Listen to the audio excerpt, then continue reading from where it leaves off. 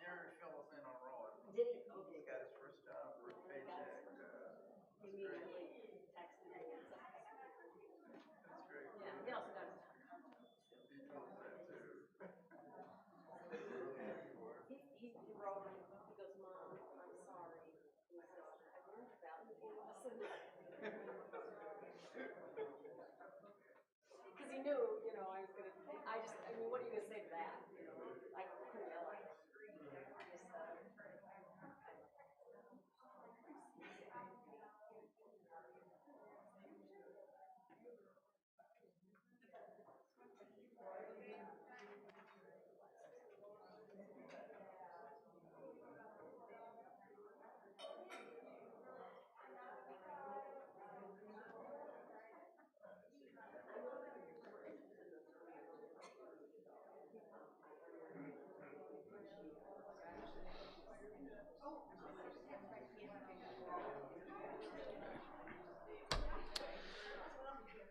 Good morning. Morning to those of you here in our sanctuary and to those of you viewing us online. My name is Charles Thomas, and I welcome you to the Unitarian Universalist Congregation of Flint, a progressive LGBTQ+ affirming religious community in which people are encouraged to be themselves. If you would like more information about our faith, tradition, or this congregation, please feel free to talk with one of our ministers today who are sitting to my left, or via their contact information found online at uuflint.org. Once again, uuflint.org. Visitors are especially invited to attend coffee hour downstairs today after the service and speak to any one of us in the congregation. We would be happy to tell you more about our congregation. You may also sign up for our weekly email newsletter by visiting our website, uuflint.org, by scanning the QR code on the order of service, or by completing the card in the seat backs here in the sanctuary. So if you look in the seat back in front of you, you'll see a card looks like this. Welcome to the Unitarian Universalist Congregation of Flint. And on the back of it, it has information for you to put date, name, email, etc.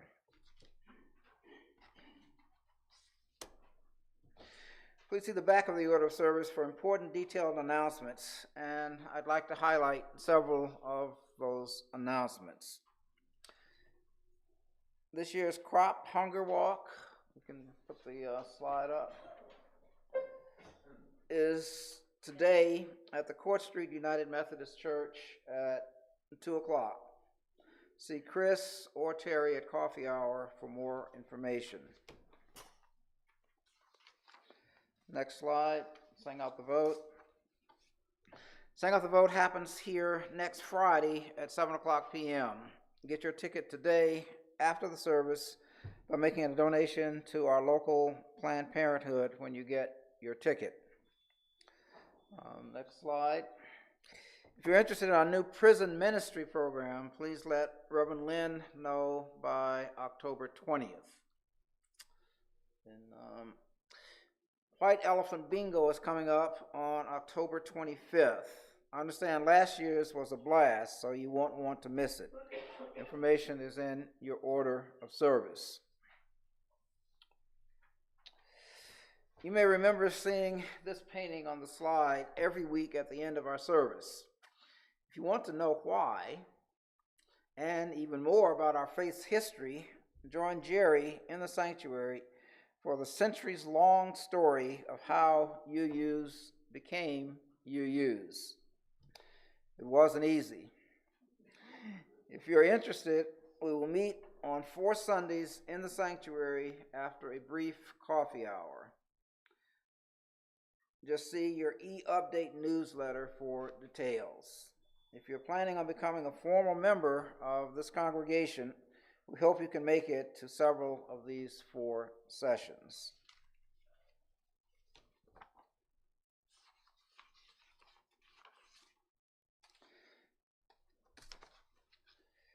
Lastly, we have beautiful new flyers advertising our rental spaces. If you know of a good place to post a flyer, please take 1 or 2 from the back table back there as you leave today.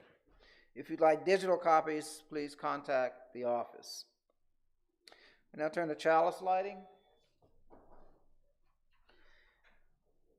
The title of our chalice lighting blessing today is A Jewish Blessing for Gaza.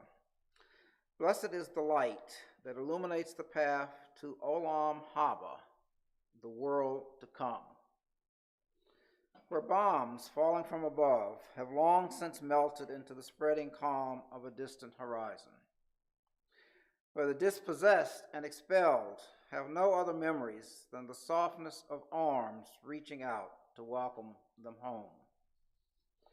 Blessed is the light that shows us the way forward, and blesses the Shabbat, this moment, filling us endlessly with the vision of a world liberated, inspiring us with the strength to make it so. We'll have our covenant now. Recognizing the richness of diversity, the beauty and wonder of shared worship, and the transforming power of love and service, we gather as a sacred, intentional community to freely seek knowledge and truth, to celebrate the fullness of life, and by our actions to advance goodness and justice.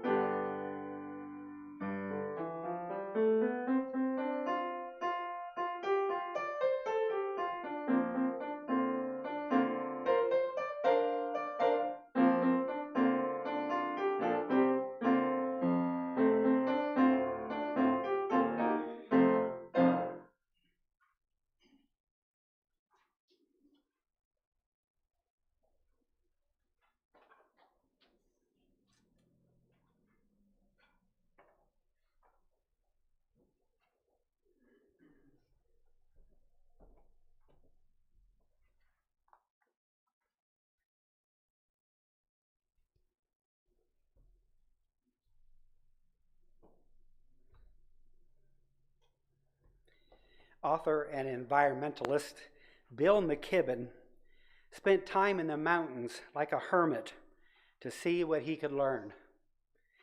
Here is one of his observations. A little mist hangs above the pond, which is still, save for a single mallard paddling slowly back and forth. From time to time, it dives, sticks its rump into the air, From time to time, it climbs out onto a rock, and it airs its wings in the breeze, which is now visible now and again on the surface of the pond. I watched for about an hour, and mostly the duck just swam back and forth, back and forth, back and forth.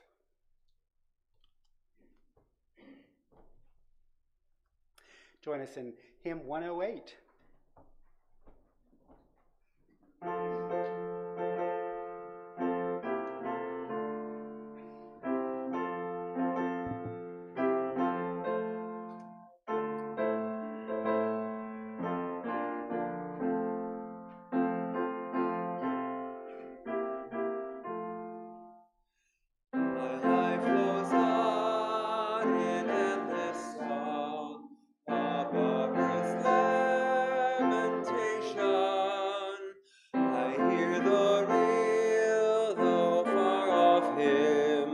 That hails a new creation.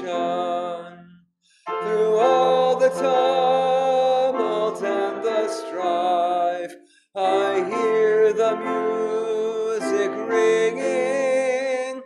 It sounds an age on my soul. How can I keep from singing? What though the tempest round me roars, I know the truth it liveth. What though the darkness round me close, songs in the night it giveth. No storm can shake my inmost calm, while to that rock I'm clinging, since love prevails in heaven and earth. How can I keep from singing? When tyrants tremble as they hear the bells of freedom ringing, when friends rejoice both far and near, how can I keep from singing? To prison cell and dungeon vile, our thoughts to them are winging.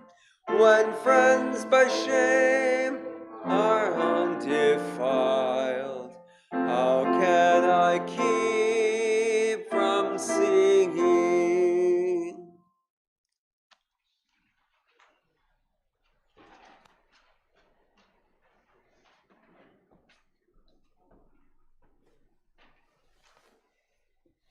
After our meditation reading today and our time of silence, you'll be invited to come forward if you like and light a candle of joy or concern.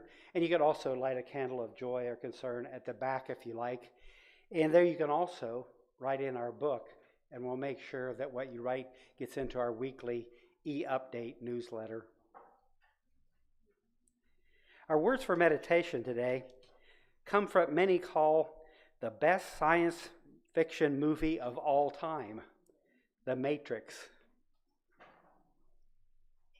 Thomas Anderson is known in the hacker world as Neo, and by those who hate him as Mr. Anderson.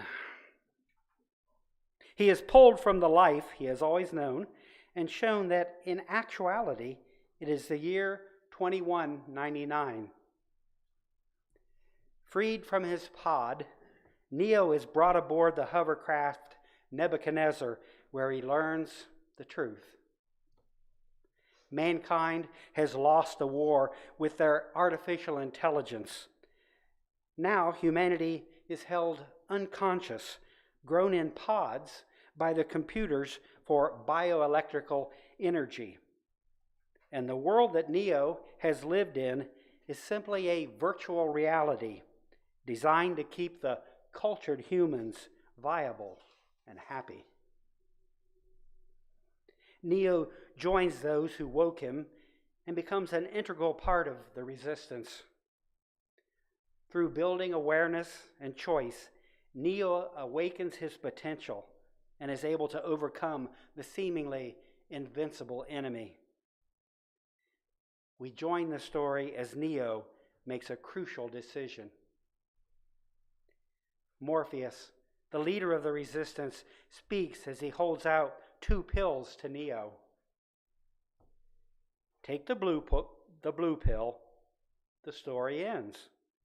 You wake up in the virtual imaginary world fed to you, and you believe whatever you want to believe about reality. But if you take the red pill, you stay in Wonderland, and I show you how deep the rabbit hole goes. Remember, all I'm offering you is the truth, nothing more. Let us enjoy our time of silence.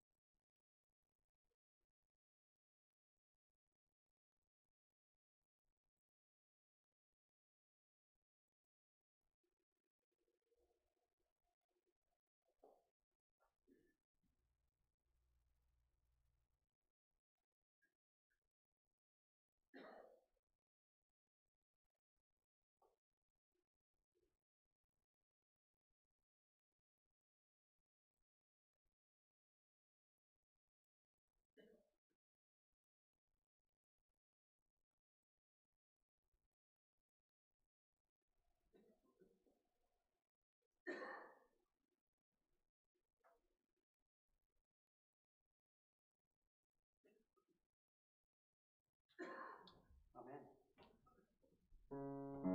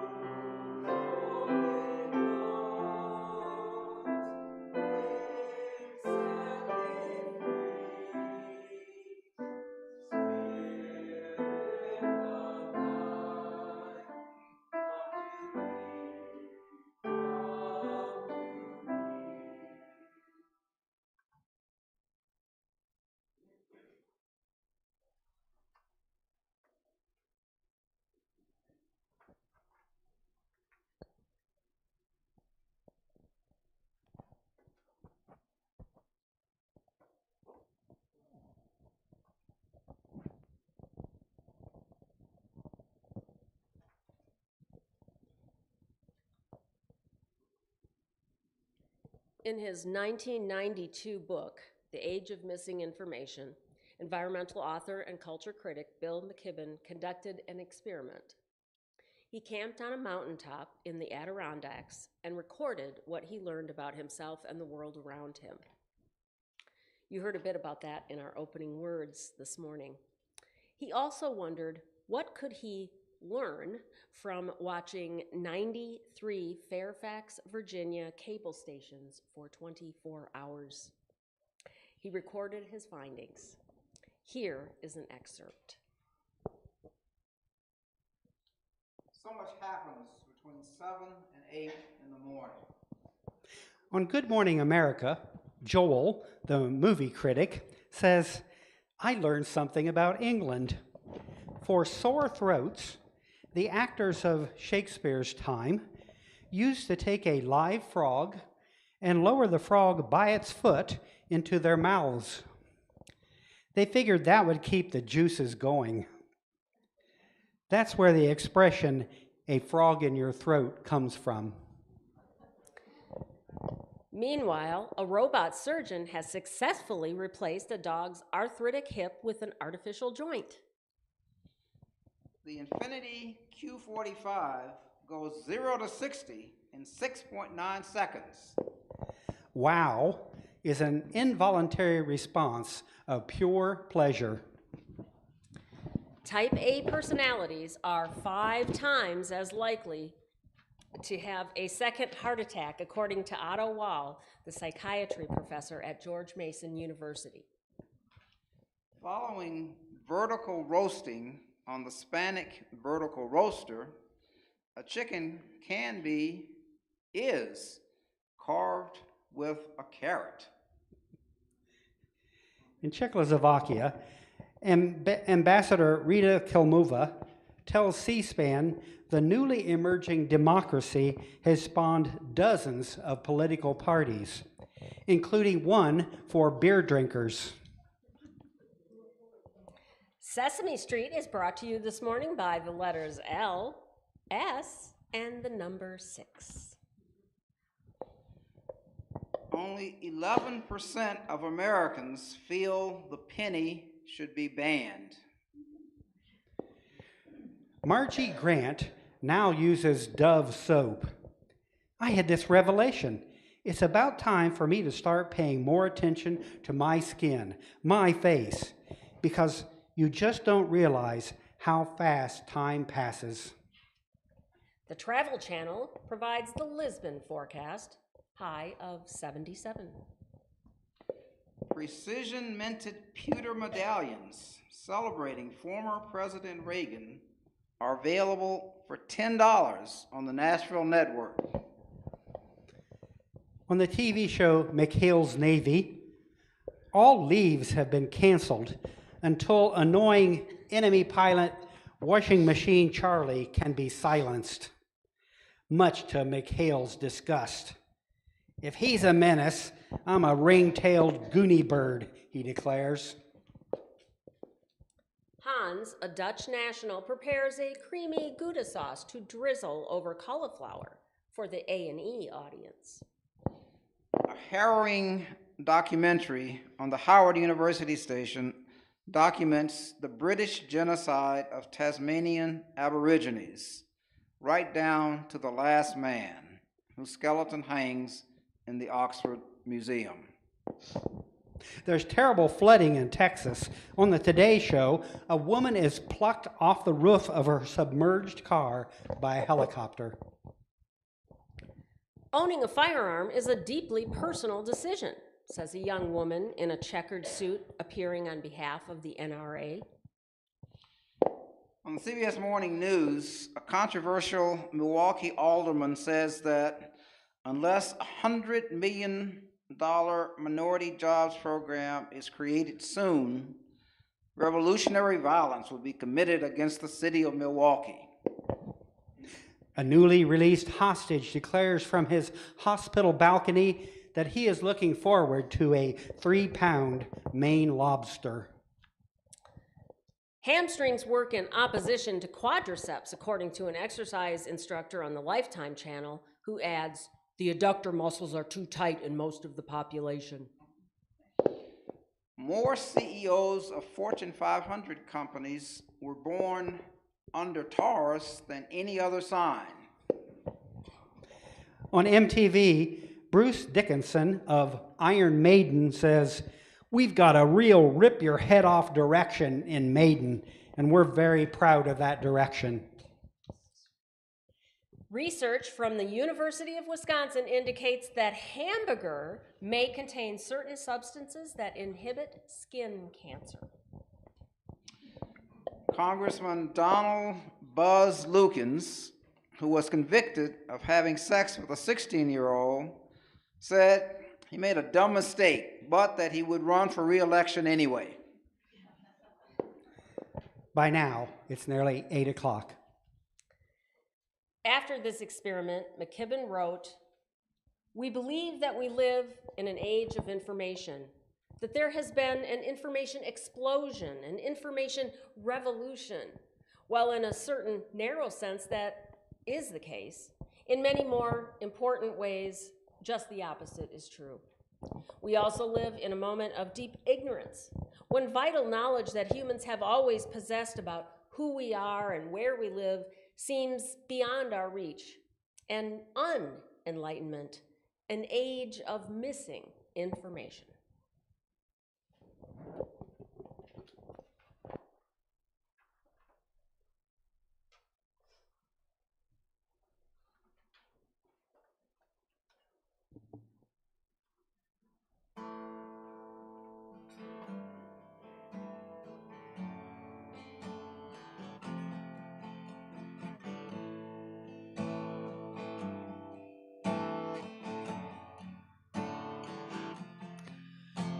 Look at you all, see the love there that's sleeping, while my guitar gently weeps. I look at the floor and I see it needs sweeping, still my guitar gently weeps.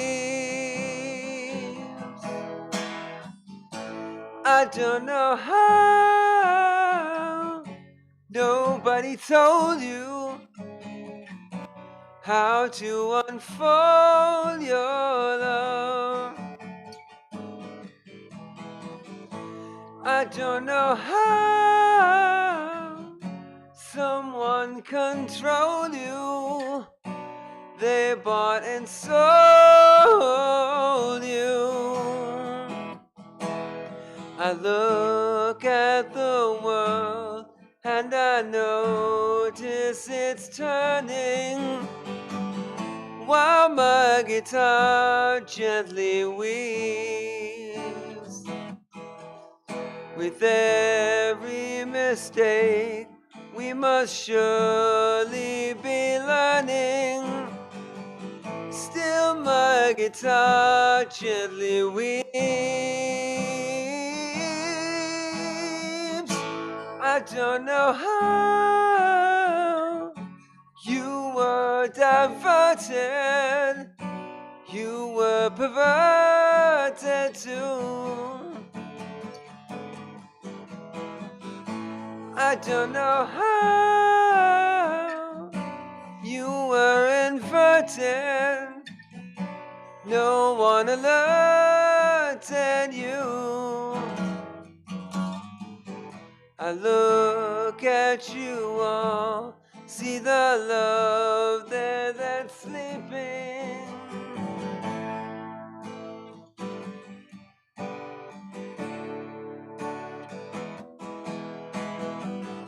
Look at the floor.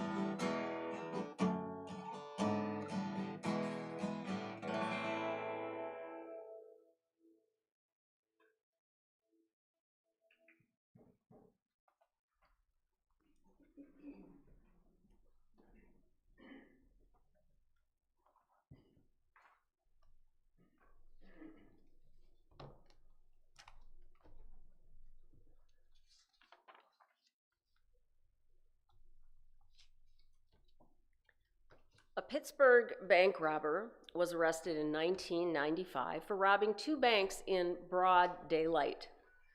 Police were stunned when the robber had worn no disguise or mask. When police showed the robber the security camera footage, the stunned robber exclaimed, "But I wore the juice!" He had been told and believed that if you rubbed lemon juice on your face, you became invisible to security cameras. A beloved fictional but not so far-fetched character in one of the Pink Panther movies, Inspector Jacques Clouseau, is an inept and awkward police officer. He is oblivious to his incompetence, as we see in one scene when a French journalist asks him if he knows whether the killer is a man or a woman. Clouseau replies, "Well, of course I know that. What else is there? A kitten?" So these examples all demonstrate the Dunning-Kruger effect, a 1999 theory that posits that people who lack skills and intelligence are also more likely to lack the awareness of those deficiencies. Or, as one researcher said, people that aren't intelligent don't know it and will likely think they're smarter than you.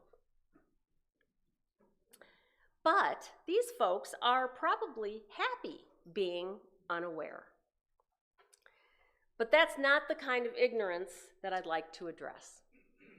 Today, we consider whether we sometimes willfully take the blue pill of ignorance, as was explained in today's reading from the Wisdom of Science Fiction, or when we are at our best, do we take the red pill of reality and fight to survive? Now, we all know that what we don't know can hurt us. For instance, it's good to know some signs of major health problems and seek treatment, for instance. Ignorance about your health, of course, is not good. But there are times when it would be nice to know there is a nice blue pill waiting for us when we need it. Take 9/11.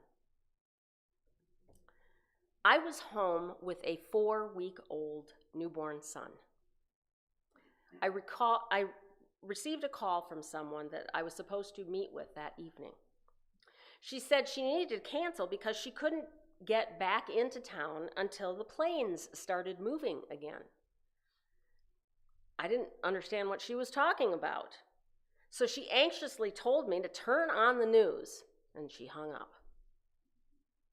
So I turned off the baby Mozart music, and I flipped on the TV. What I saw was already the reruns playing over and over of 2 planes hitting the Twin Towers. I will admit to you that I watched the news nearly constantly for several days. What kind of world was I bringing this little baby into? Would there be more crashes? And with us living in Boston, was it safe? Hundreds of hours of news consumption did not answer my questions, but it did lead me down a path of nervousness, fear, and information overload. The more questions I had, the more I watched. It so consumed me that I now look back and wonder if there were some milestones I might have missed of Rowan's during that period. So yes, we can overdo our faith in knowledge, mistakenly thinking it will always bring us peace. But that doesn't mean there is much truth in the old saying, ignorance is bliss. If it's true that ignorance is bliss, why aren't there a lot more happy people. And if it is true, why don't more progressive people just take the blue pill and be happy and be quiet? We don't, because we basically can't help ourselves. Progressive people are constantly gathering up knowledge to feed the insatiable appetites of our brains. We talk about the latest articles that we've read or books, the plays that we've seen, what we've heard on NPR, or what we learned from the newest documentary. The pursuit of new input is almost as important as breathing to some of us. Unfortunately, though, not everything we ingest into our brains is positive or pleasant. We begin to get worried about the oceans, the air, the planet, the future, our great-grandchildren. And so that begs the question, could a little ignorance for us provide some respite? Now, it's obvious that we can't possibly constantly use every little bit of knowledge we have on every subject, or we would be rendered helpless and useless. Human beings would have died out a long, long time ago if we really stopped to think about how hard parenting is, for instance. We all have to ignore some facts here and there just to function day to day. And I think that we can agree that everyone practices willful ignorance on a small scale from time to time. And that's just to stay sane. We know that it's dangerous to go out and drive on a road, but does that mean we're never going to go anywhere? Willful ignorance means a deliberate omission of information.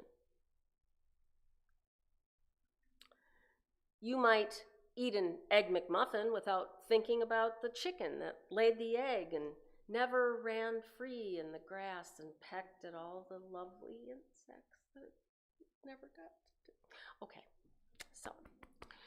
so that's small scale willful ignorance. And then there's the large scale willful ignorance, where one might ignore issues or reject information that doesn't reflect our worldview, like someone denying global warming. So another good example was in an admittedly so-so movie, or at least that's what some people say. I think I liked it better than most people, The Village. It may not have been the best movie, but it asks a really good question. Is it ever okay to escape the messy truths of the complex world? So the story centers around a group of peace-loving university professors that decide that 20th century America has only given them violence and loss. And so in their grief, they create a 19th century village, complete with their attire, the way they talk, the architecture, the culture, in a modern day Pennsylvania wildlife preserve. And that's where the elders create the village, but only they know the truth. So we also learn that those elders, who were the professors, have created a myth that evil creatures live in the forest beyond the village, so that no one ventures out of the village and might discover what the real world is out there. An occasional villager is also sacrificed just to keep up the illusion. It's important. So then, when the blind daughter of an elder becomes engaged and her betrothed is critically wounded, she chooses to stumble, she's blind, through the off-limits woods to seek medicine that might save her fiancé. Well, what are the elders going to do? They have to unleash the fake creature to go kill her. She escapes, of course. But she discovers the creature is actually a person dressed up. She moves on, she gets the medicine. She gets the medicine from a modern place, but she's blind. So, does she see that it's a modern city? And then she goes back with the medicine to the fiancé. He gets well. The question is, will she and the others remain willfully ignorant? Will she tell others that the monsters are not real? We don't know. That is the beauty of this motion picture allegory. It is a crisis of conscience for most people. That question of, should we ever ignore the truth or indulge in ignorance just for a while, even if it might seem like a slap in the face to our values of always being fully informed? Because that's really a lot of us, I think. I mean, I know there are times that I avoid feeling miserable or helpless by filtering out information at times. You know those Humane Society commercials that they show the dogs and the cats that aren't looking so hot? Yeah. My son and I cannot get to the switcher fast enough to change his channel, or we just run out of the room. Cannot look at those. And if I'm eating Ben and Jerry's Chubby Hubby ice cream, and if you haven't tried it, you should.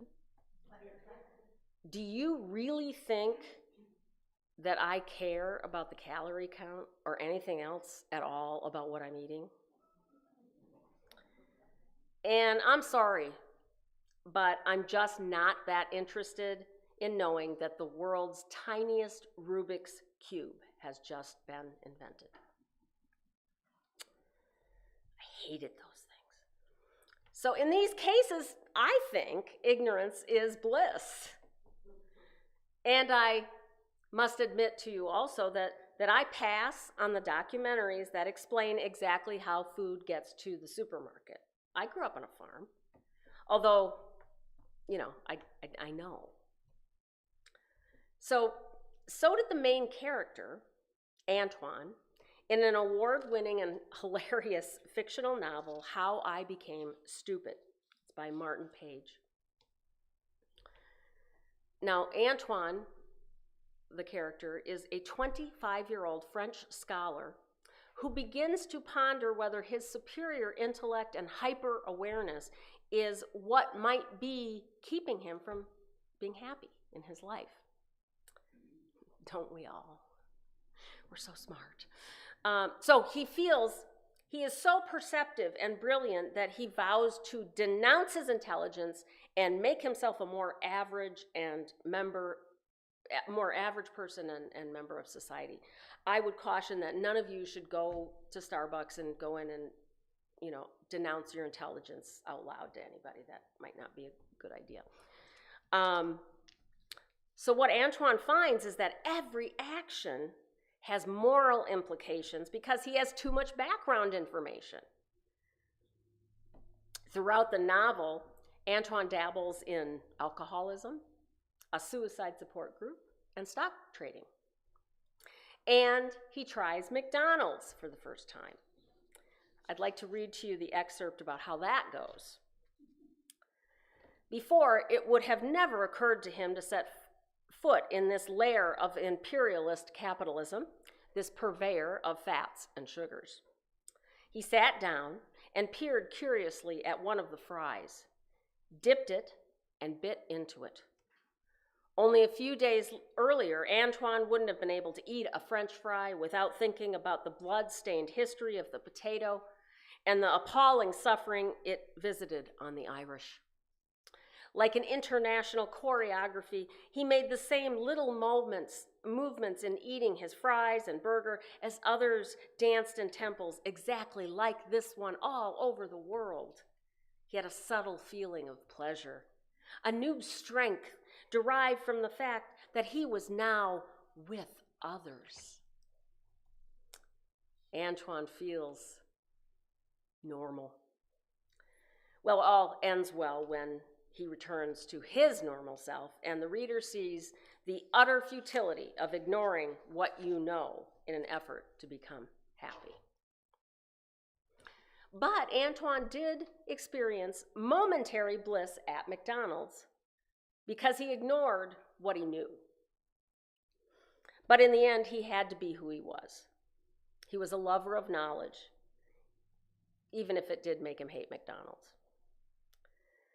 Ignorance can never be bliss for a person like Antoine, at least not for long.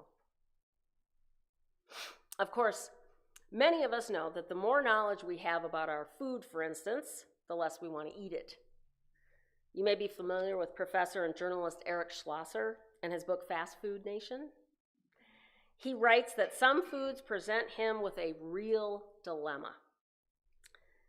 He says he does not make sacrifices for his principles, but when it comes to hamburgers and steaks, torture or no torture, starving kids or no starving kids, E. coli risk or no E. coli risk, he loves them too much to give them up.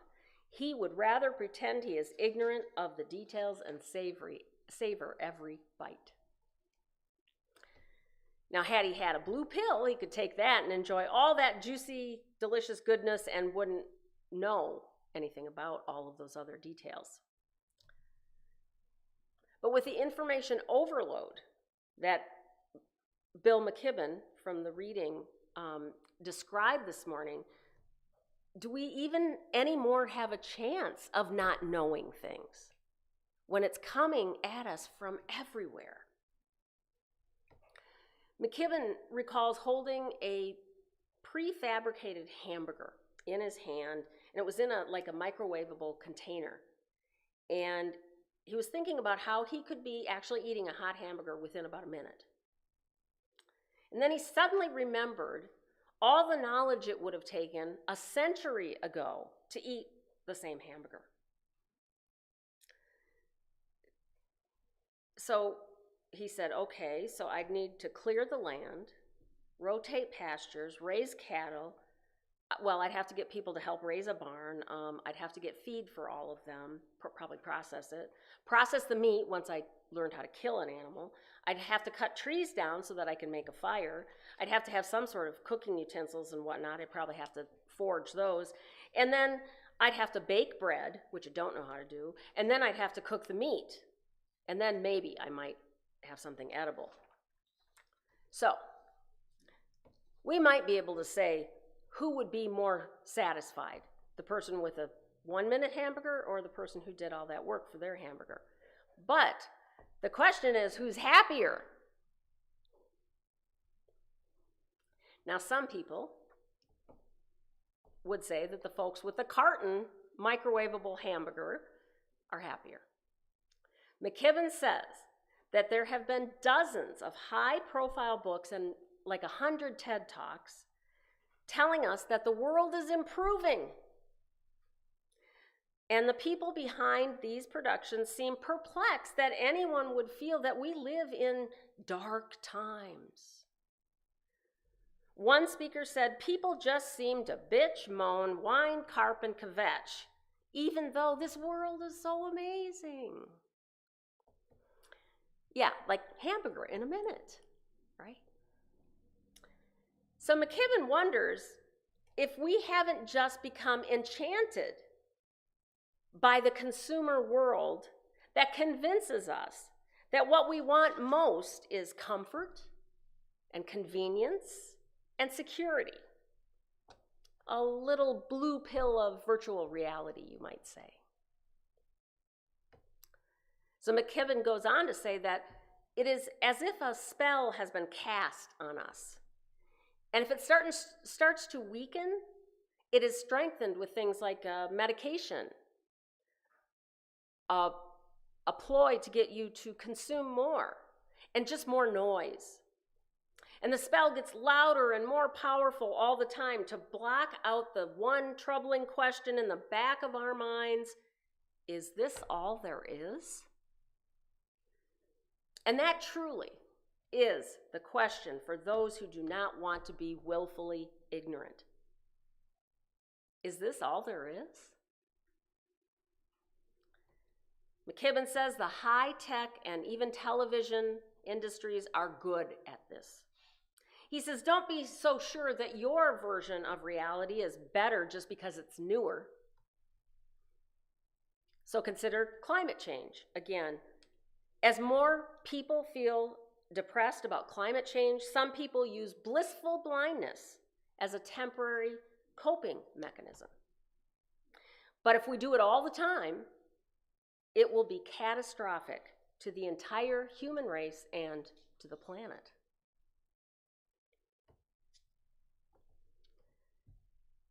As we said, McKibben is an environmentalist, so given global warming, you might have an idea about how he feels right now. Well, despite what's happening, McKibben says he chooses to be in a state of engagement rather than despair. He writes, I'm never optimistic nor pessimistic. I am just realistic. I'm realistic enough to know engagement is our only chance. And that's why he says he created thirdact.org. I don't know if any of you have ever heard of them. But thirdact.org is a community of Americans over 60 determined to change the world for the better, both in terms of the climate and democracy. They use the life experiences, resources, and skills of people over 60 to unite and tackle the unfinished work of our lifetimes and ensure a safe and stable planet for generations to come. Now, if you believe that one of our greatest legacies is the world that we leave behind for our loved ones, then perhaps engagement, rather than despair, as McKibben says, is the key. Because in this way, we act not from a place of fear, but from a place of love. It is one way to know the world and be happy knowing you're working to change it. And it's here where we find the most important answer to the question whether we are happier when we know more.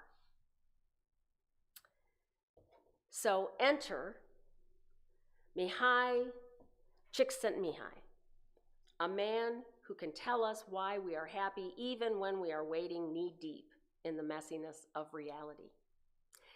He witnessed much pain and suffering growing up during and after World War II. And as an adult, he became curious about what makes life worth living. So he became a researcher of happiness. And he studied Carl Jung and psychology and eventually focused on the causes of happiness. He is best known for creating flow theory. He was studying artists who would get lost in their work, and they would often carry on without sleep or drinking or water. And they described the experience to him as if they were being carried along on a current of water.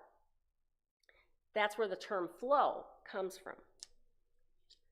But what he was really trying to describe is that once we are in our most creative and productive states, we are in the flow, and when this happens, we are the most happy. In fact, when people are in the flow, they will continue to do what they're doing even if it is at great cost. He says that we are happiest when our bodies and our minds are stretched to the limit in a voluntary effort to accomplish something difficult and worthwhile.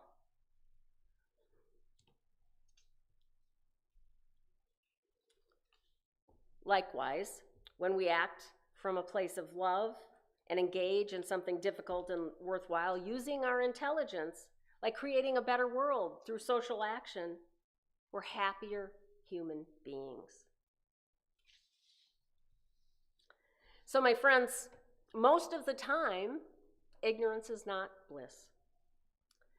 We can't build a village in the forest to avoid all that depresses us about the status quo, obviously. Besides, in Michigan, there's survivalists living out there already, so we can't go there. Neither can we digest all that the media and other sources feed to us day after day and hope to remain functional? Now, I may have overdone 9/11 when it happened, but perhaps my news compulsion helped me stay away from conspiracy theories, and perhaps it inspired someone to do something important. Because my baby boy, now he's a news junkie, but he also put it to good use. He now teaches high school history with lessons on 9/11. He realized, like many of us, that there is so much to know out there and in here. And it's positive and it's negative and it's everything in between. But that's reality. And we must use it for good. And the world may seem crazy enough at times that we do yearn for a blue pill. But oddly enough, we need all that's out there so that we can stay sane and very, very happy.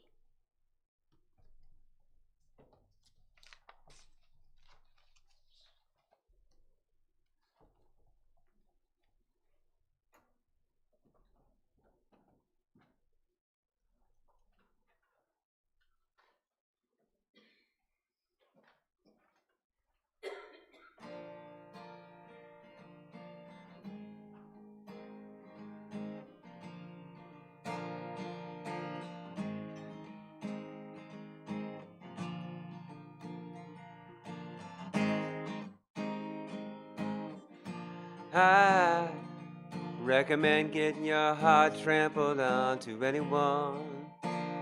Yeah. I recommend walking around naked in your living room. Yeah. Swallow it down. What a jagged little pill. It feels so good swimming in your stomach. Wait till the dust settles. You live, you learn, you love, you learn, you cry, you learn, you lose, you learn, you bleed, you learn, you scream, you learn.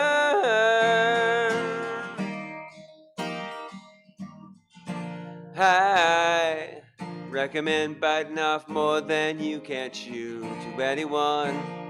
I certainly do. And I recommend sticking your foot in your mouth at any time. Feel free. Throw it down. The caution blocks you from the wind. Hold it up to the rays. You wait and see when the smoke clears. You live, you learn, you love, you learn, you cry, you learn, you lose, you learn, you bleed, you learn, you scream, you learn.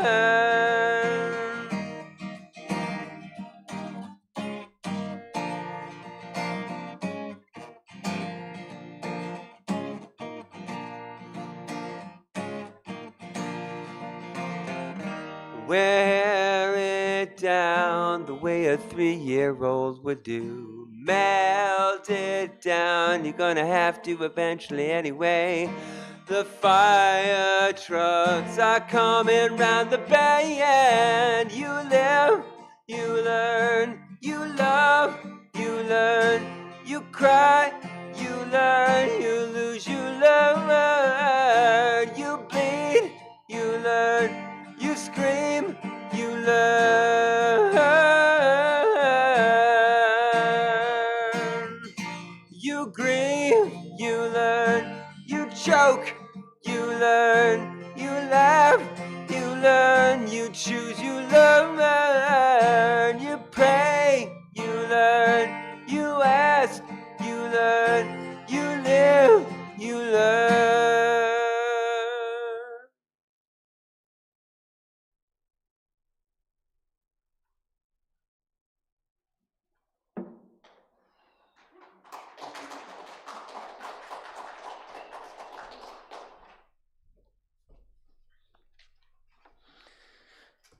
is our time for generosity. There are innumerable ways to name the forces that compel us to help others, all of them overlapping and none of them more important than the rest.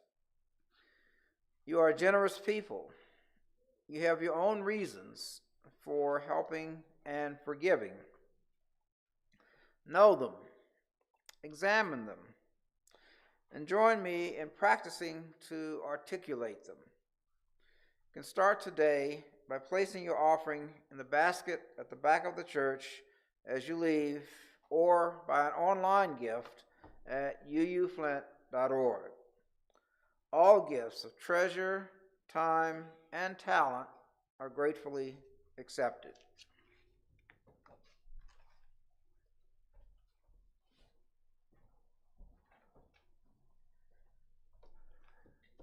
I've learned to trust those who are witnesses rather than gurus, those who express their confusion as well as their knowledge, and those who share their suffering along with their joy.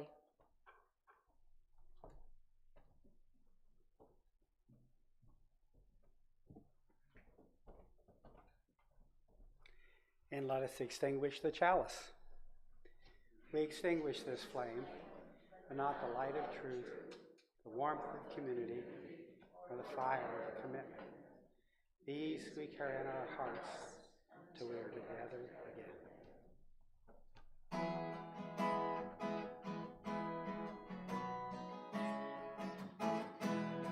Why does the sun set in the west? And why does my heart keep beating in my chest?